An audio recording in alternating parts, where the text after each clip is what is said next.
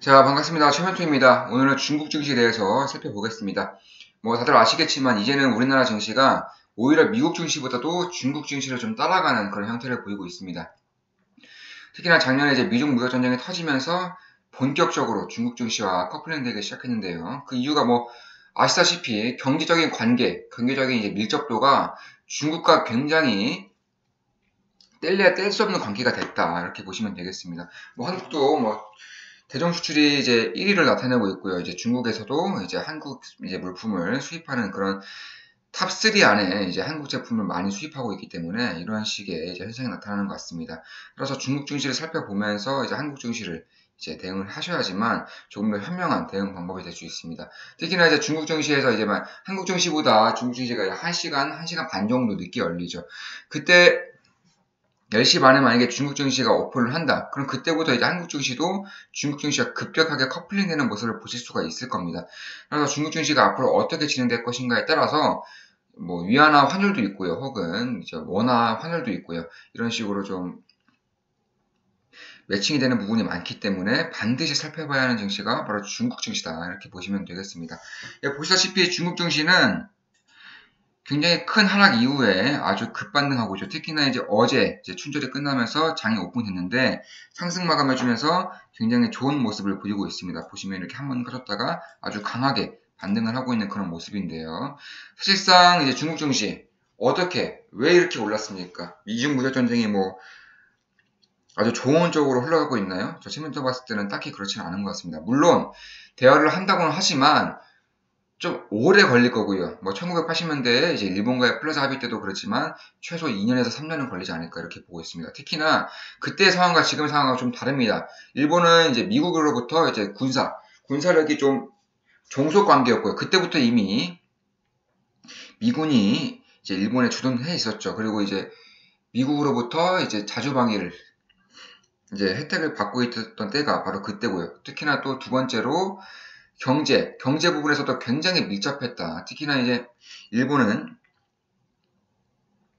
주요 제품을 대부분을 다 미국에 수출하는 그런 상황이었기 때문에 미국에서 이렇게 해라 저렇게 하면은 따를 수밖에 없는 상황이었습니다. 특히나 마지막으로 이제 GDP가 미국에 비해서 그때 일본이 60%대였습니다. 65%가량 됐었는데요.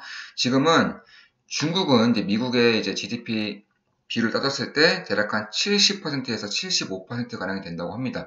그만큼 중국은 굉장히 그때에 비해서 미국이 조금 더 다루기 힘든 그런 대국이 되었다 이렇게 보시면 되겠습니다.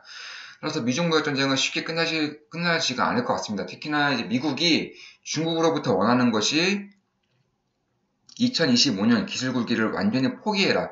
그리고 금융 개방을 완전히 선포해라. 금융을 완전히 개방시켜라. 이렇게 이제 말을 하고 있는데요. 중국 입장에서는 선뜻 이제 받아들이기가 힘든 겁니다. 특히나 2025년까지 이제 기술 굴기를 하고자 함은 중국이 살아야 되지 않습니까?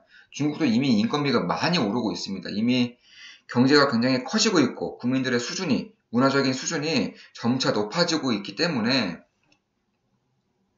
아무래도 저임금만으로 디플레이션을 전 세계에 수출하는 국가로서는 이제는 좀 힘들지 않을까. 그러니까 아무리 싼 원가, 이제 싼 인건비를 바탕으로 제품을 찍어내는 그런 시대는 중국도 좀 지났다 이렇게 보시면 되겠습니다.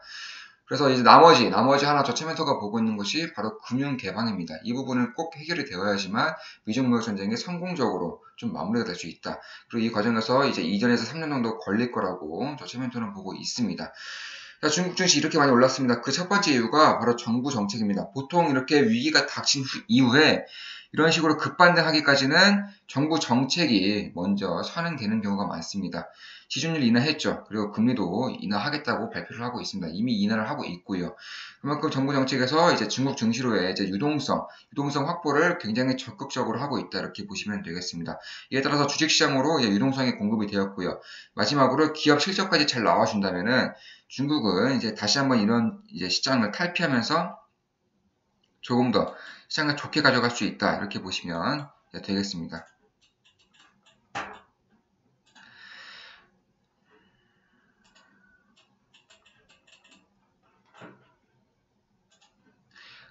그래서 이제 정부 정책, 주식시장, 기업 실적 순으로 이제 반등이 예상되고 있고요. 지금 주식시장으로의 이제 유동성 자금이 조금은 많이 들어오고 있습니다. 특히나 이제 상해 탐방에서 이제 대외적인 무역 갈등이라던가 정부 정책 상해 딜 레버리징 압력도 이제 작년을 기점으로 좀 완화되는 방향성을 보이고 있죠. 특히나 확장 통화 정책이 이제 주를 이루는 가운데 기업 업황은 조금씩 회복되는 모습을 보이려고는 하지만 아직은 좀 다릅니다. 그렇기 때문에 경기 부양책이 지속적으로 시장에 유입될 수밖에 없는 이제 방향성이 바로 이 기업 실적, 기업 부채에 대한 우려감 때문이다. 이렇게 보시면 되겠습니다. 그러니까 업황이 조금은 좀 호전적이지 않기 때문에 지난해 이제 중국 경제 성장률이 이제 28년 만에 최저치를 기록했고요. 또한 경기의 하방 압력은 올해도 역시 높아질 것이다. 이렇게 보시면 되겠습니다. 뭐 한국도 마찬가지죠. 그렇기 때문에 주가는 조금은 좀 오를 수도 있지만 정부 정책으로 오를 수도 있지만 그에 따라서는 이제 산업이라던가 업종, 기업의 선별이 굉장히 중요해지고 있다. 이렇게 보시면 되겠습니다. 이거 한국도 마찬가지입니다. 중국 증시를 들으시면서 한국 증시에도 조금은 좀 대입을 하시면서 이제 강의를 이제 영상을 좀 보신다면은 훨씬 더 도움이 많이 될 겁니다. 상반기에는 이제 기업의 실적이 크게 반전하는 것이 어렵다는 것이 지배적이죠. 다만 이제 중국은 지난해부터 정부의 경기 부양 정책이 굉장히 확장적으로 적극적으로 발표되고 있기 때문에 미국과의 무역 협상이 이제 진전을 보여준다면 투자 심리까지 회복을 하면서 굉장히 큰 반등을 할 수도 있다. 이렇게 보시면 되겠습니다. 2018년 이제 조금 더 좀 크게 이제 경제를 좀 살펴보자면 2018년에 중국의 국내 총 생산은 83.3조 위안으로 전년 대비 6.6% 증가했습니다. 4분기에는 전년 동기 대비 6.4% 증가할 걸로 보이고 있습니다. 또한 산업별로 1차 산업의 비중이 지난해 대비해서 이제 축소가 되었지만 2차와 3차 산업 굉장히 이제 비중이 높아지고 있죠. 특히나 서비스 쪽의 비중이 굉장히 높아지고 있고요. 플랫폼, 알리바바, 텐센트 이런 기업들이 굉장히 많이 이제 성장을 하고 있는 그런 모습이기 때문에 조금은 좀 전반적으로 이제 산업적으로 좀 탈바꿈을 하고 있는 것이 아닌가 이렇게 보고 있습니다. 또한 이제 지출 부문별로는 순수출이 감소를 했고요. 또한 경제 성장률의 둔화폭을 확대시켰으나 총 소비 지출이 이제 전년 대비 5% 증가하면서 2010년 이후 좀 최저치를 기록하고 있습니다. 그러니까 전체적인 기업 실적이라던가 아니면 경기 하방 압력은 좀 있지만 산업별로 업종별로 본다면 분명히 좋아지는 업종이 있다 이렇게 보시면 되겠습니다. 세부 산업별로 보시면 이제 건설업이 4.5% 상승할 것으로 이제 예상이 되고 있고요. 정보통신업은 작년에 무려 30.7% 성장을 했습니다. 금융업도 4.4% 증가를 이제 했다라고 이제 발표가 되었습니다. 또 4분기에도 이제 경제 성장률이 39분기 이래 최저치를 기록했습니다. 그럼에도 불구하고 건설업은 6.1%, 교통운수업 8.7%, 금융업이 6.3%로 지난 분기 대비 굉장히 높은 성장률을 보이면서 이제 경기 둔화 압력을 조금은 좀 완화시키는 이러한 이제 역할을 하고 있습니다. 지금 이제 우리가 가장 주목해야 할 점, 중국 정치, 한국 정치에 있어서 가장 주목해야 할 점이 바로 미중 무역 갈등입니다. 미중 무역 전쟁인데요. 이 부분에 대해서는 중국의 이제 자본 선진화를 더 가속화할 수밖에 없다. 저 측면에서는 이렇게 보고 있습니다. 그 이유를 좀 보시겠습니다.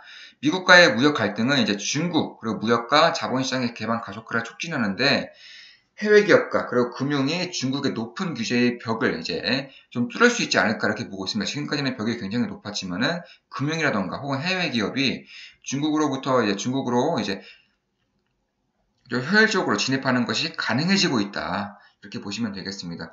둘째로는 이제 닫혀진 시장, 그러니까 폐쇄적인 시장일수록 큰 중국을 글로벌 메이커들이 좀 수익을 볼 수 있는 부분이 굉장히 많다. 그렇기 때문에 만약에 진입을 할 수 있다면 좀 개방 압력이 조금 낮아진다면 무조건 인출을 해서 아주 적극적으로 이제 중국 시장을 사들일 것이다 이렇게 예상을 하고 있고 저 측면에서도 역시나 그렇게 보고 있습니다. 미중 무역 전쟁은 이제 중국의 산업 발전 속도를 늦추는데도 그 목표가 있지만 미국을 중심으로 한 여러 국가들이 중국 시장 개방에 힘을 쏟아서 이제 중국 시장 개방을 통해서 이제 경제적으로 혹은 금융적으로 좀 압박을 가하면서 미국의 이런 종속적인 관계를 어느 정도는 만들어 줄 수 있지 않을까. 그리고 그를 위해서 이렇게 공격적으로 시장 장벽을 낮추는 거고요. 공격적으로 시장 자금을 위해서, 시장 투입을 위해서 이렇게 준비를 하고 있는 겁니다. 중국은 시장의 개방을 이제 계속적으로 기로 지연시키는 것이 어렵다는 것을 알고 있기 때문에 이미 금융자본 개방의 정책들이 나오고 있습니다. 그러니까 은행이라던가 보험, 증권자본을 지속적으로 주식시장 쪽으로 옮길 것으로 논의를 실행하고 있는 것도 바로 이러한 부분 때문이다. 이렇게 보시면 되겠습니다. 오늘 중국은 이제 자유무역지구 역시나 금융뿐만 아니라 자유무역지구 면적을 계속적으로 확대하고 있죠. 1979년부터 확대하고 있는데요. 1979년은 중국의 삼천, 주해, 산두, 하문을 경제 특구로 지정하였고요. 대외적으로 시장 개방을 시작했습니다. 1984년은 대련이라던가 진앙도, 천진 이렇게 14개 연안 지역을 추가하였고요. 또 1992년은 내륙 지역을 대외적으로 개방하면서 해외로부터 이제 자본과 기술력을 들여와 경기를 빠르게 이제 성장을 시키고 있다. 이렇게 보시면 되겠습니다. 앞으로 이러한 부분은 더욱더 가속화될 가능성이 굉장히 큽니다.